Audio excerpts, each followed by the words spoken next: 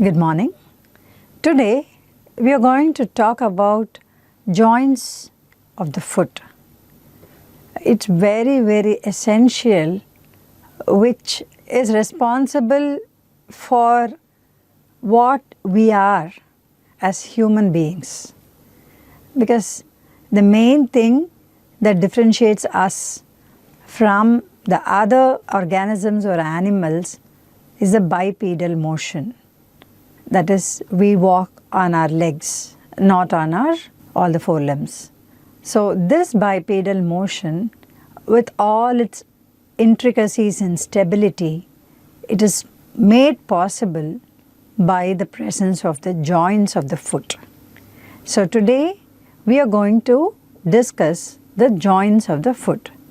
Now you may wonder, joints of the foot, but then I have just mentioned a pair of joints, just a subtalar and a transverse talar joints in the topic, and some movements.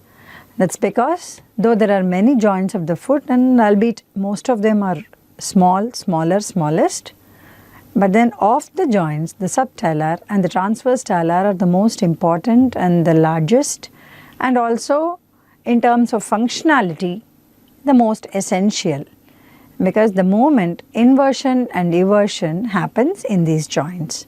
So we will see what are these in today's class. With regards to the competency in a CBME education, it comes under Anatomy 20.2, AN 20.2, under the description of the subtalar and transverse tarsal joints.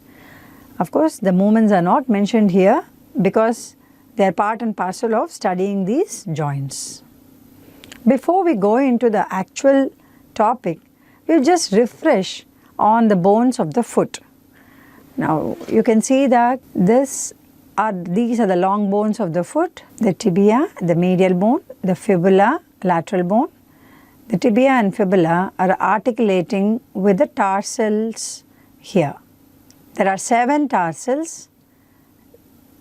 bones: the talus, this is the talus, calcaneus, mentioned here calcaneus, cuboid, navicular. By its shape, it is a boat shaped, so it's called as navicular. There are 3 small bones called as cuneiforms: medial, intermediate, lateral. Of course, so these 7 are the tarsal bones: talus, calcaneus, cuboid, navicular, and the 3 cuneiforms. So they are the homologous bones with the upper limb carpals. So as usual, just like upper limb, the tarsal bones here articulate with metatarsals. There are 5 metatarsals. Medial to lateral is first, second. We number them as medial to lateral. Medial is number 1, 2, 3, 4, 5. Unlike upper limb, in upper limb the metacarpals are numbered as 1 to 5 from the lateral aspect. Here the phalanges are depicted.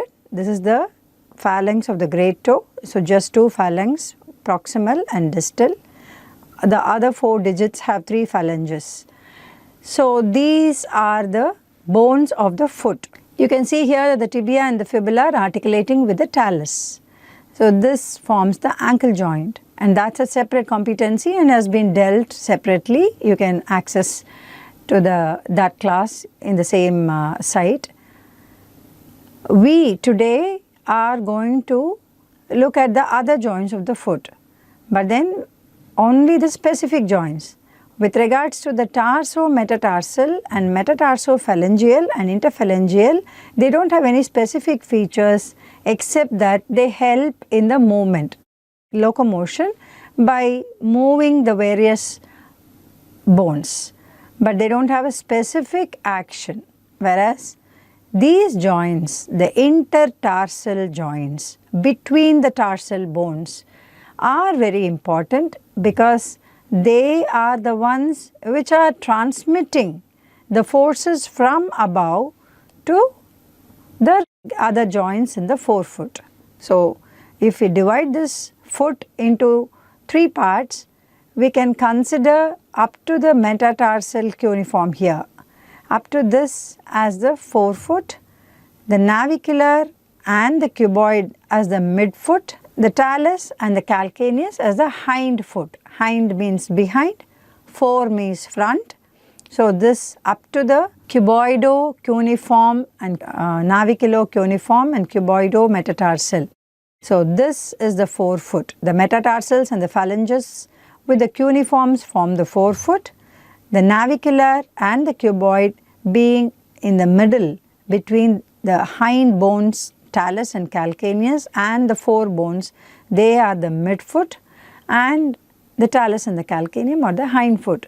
Why I want to tell you this is, in the subsequent slides you will know that the hind foot and the midfoot act on the forefoot to ensure that the movement takes place. So, that is why today we are more concentrating on this part, the hind foot and the midfoot.